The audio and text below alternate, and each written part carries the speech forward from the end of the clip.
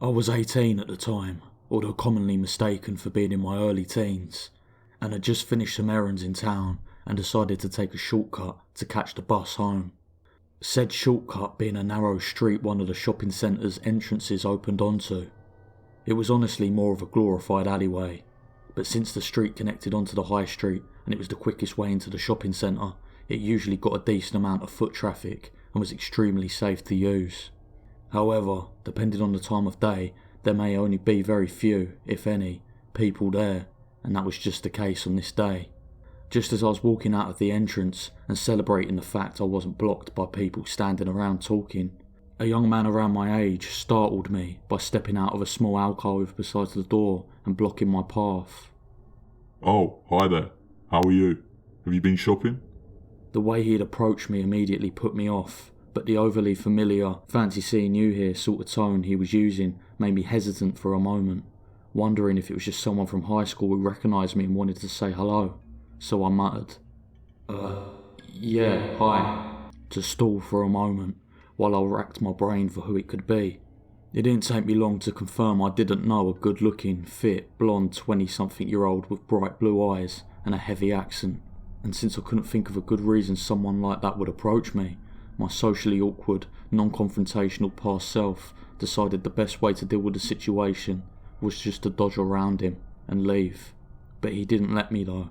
Instead of taking the hint, he immediately started walking in stride with me, on the side of the street closest to the road, so that I was between him and the side of a building. When I tried to speed up because I didn't like the feeling of being penned in, he sped up alongside me, keeping me between him and the wall. As off-putting as this already was, he began asking me questions that seemed innocent enough, but all centred around where I was headed, and if anyone was going to be there for me. "Where are you going now? Have you not finished your shopping? Are you meeting your friends? Maybe I could come with you. Or are you meeting your family instead? Do you have a boyfriend? Is he you're meeting? Or are you going home? Do you live near here, or are you just getting the bus?" I'd already asked him to leave me alone once, and he acted like I hadn't even said anything, so I was just ignoring his questions and glancing around desperately hoping someone else would enter the street with us, in case he didn't react well to being asked a second time. And that is why I noticed the second man. He was older, in his late 30s or early 40s, with dark hair, a short but scruffy beard, and had the kind of face and expression that tells you that you might need to be cautious when dealing with this person. I have no idea where he came from. My guess is that he was hiding in the alcove on the other side of the door, but he was now walking in line with us on the opposite side of the road, staring the entire time. I tried not to let either of the men realise I had seen him, while my brain went into overdrive trying to figure out what their end game was. Were they going to assault me? Surely they wouldn't risk being caught doing that in broad daylight right outside of a shopping centre. Maybe they were just going to rob me. But if they wanted to do that, the blonde could have just grabbed my bag and ran when he had the element of surprise, back when he was hiding behind the door. Then I remembered something that made my blood run cold. At the end of the street was an underground parking garage, the entrance of which opened up onto the pavement me and the blonde were walking on, and I'd have to walk right past it because of the way he was penning me in towards the wall. It would take him barely any effort to shove me through it, and the dark-haired man across the street had been toying with something in his pocket that I was worried at first was a weapon. But what if it was car keys? What if they were planning to drag me in there, and into a car, take me to who knows where, and do who knows what to me?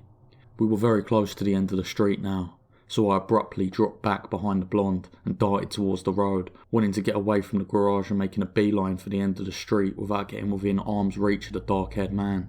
The blonde immediately darted after me and blocked my path, herding me back towards the pavement and penning me in so close to the wall this time that my arm was almost scraping across it as I walked. All while still talking to me casually, as if he wasn't doing anything wrong.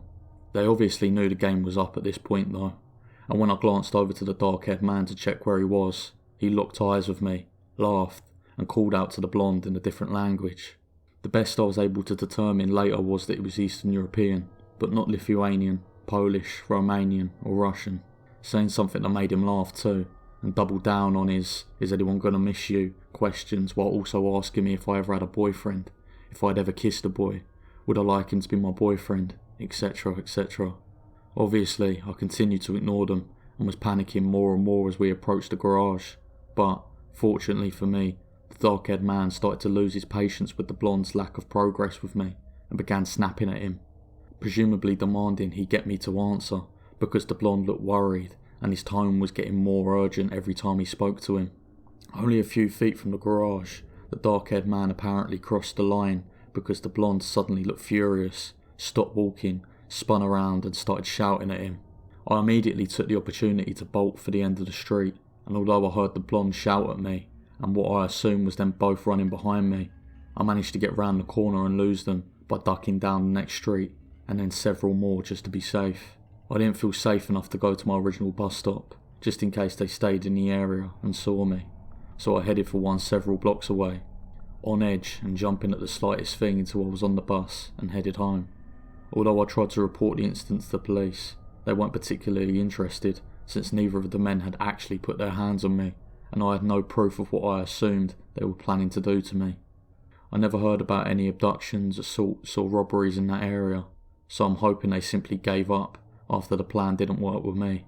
I'm glad I was paranoid enough to save myself from that situation, but do worry sometimes that another girl wasn't as lucky.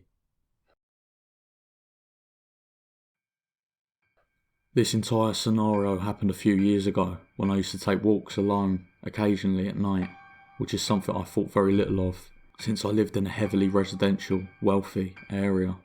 In other words, on the trail I'd frequent, houses were usually within sight. On one such night, shortly into my walk, I see a figure walking a few hundred feet behind me, something I knew immediately was odd, considering it was around 10 at night. At first I discounted this though, since it was a public trail, and they could have very well been doing the exact same thing as me, just going for a walk. I continued on for roughly 5 to 10 minutes or so, before looking behind me once again, only to find the same person was still trailing me.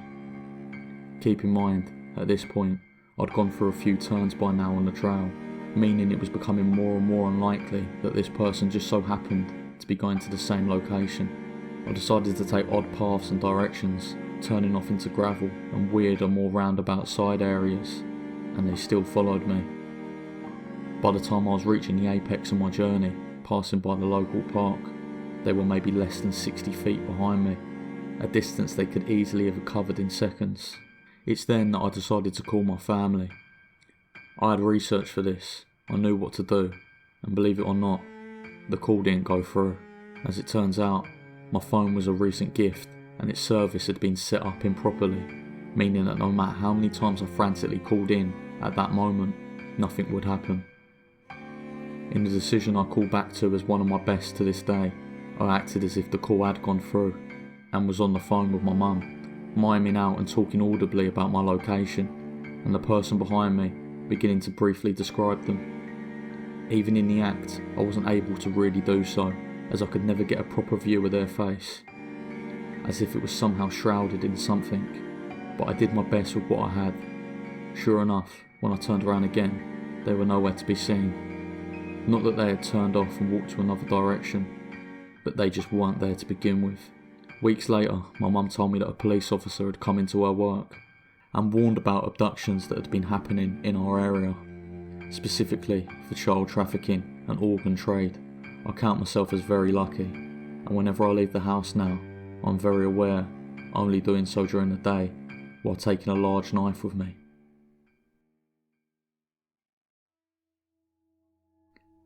When I was around 13-14, I went to Appleby Festival in England with my family.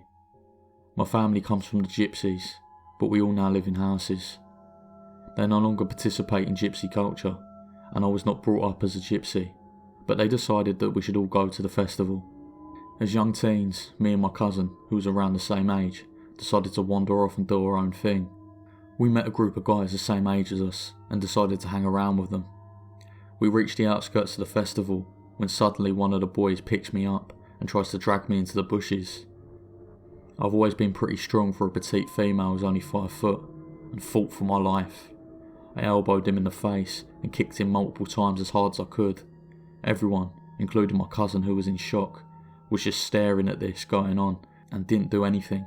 I finally managed to get away and ran as fast as I could. I have no idea what would have happened if I couldn't fight the way I did. 10 years later, this still scares me, and I haven't been to a gypsy festival since.